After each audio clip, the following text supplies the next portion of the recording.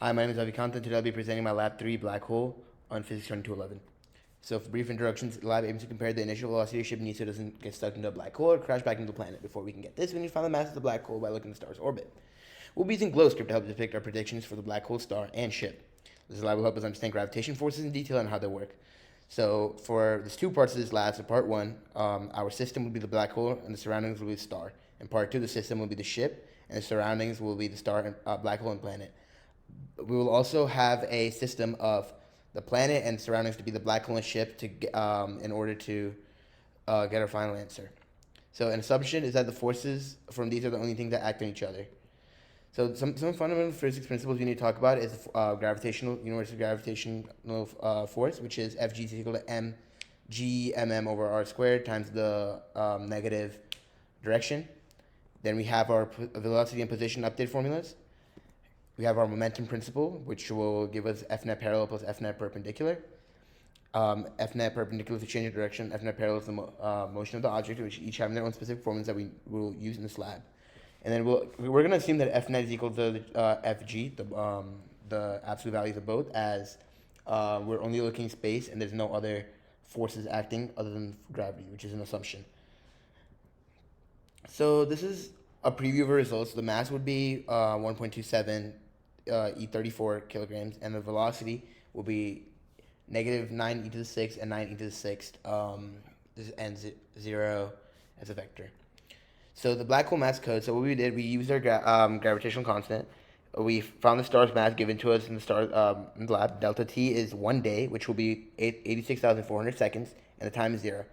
And then we decided to put in all our formulas for P initial, P final, delta V, delta P, dp dt, F net, our parallel dp dt, our perpendicular dp dt, and then we used all of these in order to help us find the total mass of black hole. So in the black hole findings is the mass. We get the mass to be 1.27 e34 as shown earlier, and then this is our F net parallel, and F net perpendicular here. And this is a little graph of what we got. So this is our spaceship code. Now that we got the mass of the black hole, we plug it into this code, and then we try to find the net force on the planet and net force in spaceship by using gravitation formulas for both. And so we're doing the gravitation formulas of the surroundings on system, and then adding them together. And then we're using the position update and the velocity update formula in order to find our planet velocity as it, or our spaceship's velocity as it orbits and the planet and spaceship's velocity as it orbits the black hole. Then this is our spaceship code finding. As you can see, that green line is our planet and the purple line is our spaceship. So we get the planet orbit speed and period, and then we decided to make our time 60 minutes.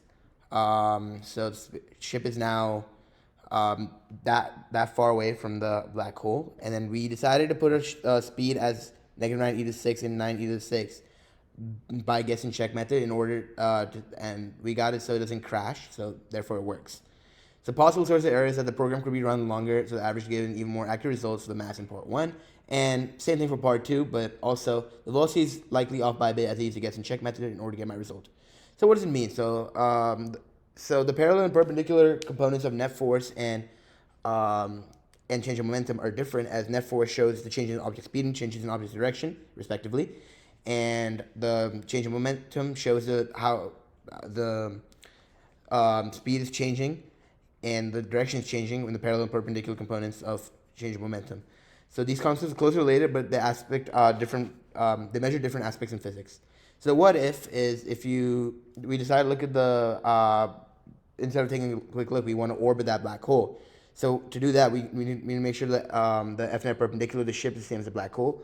So to do that, we set the gravitation formula equal to the F net perpendicular formula and calculate the magnitude of velocity through those formulas. As we have mv squared, we have the v in order to get into the black hole's orbit. Thank you for listening to my presentation on Lab 3.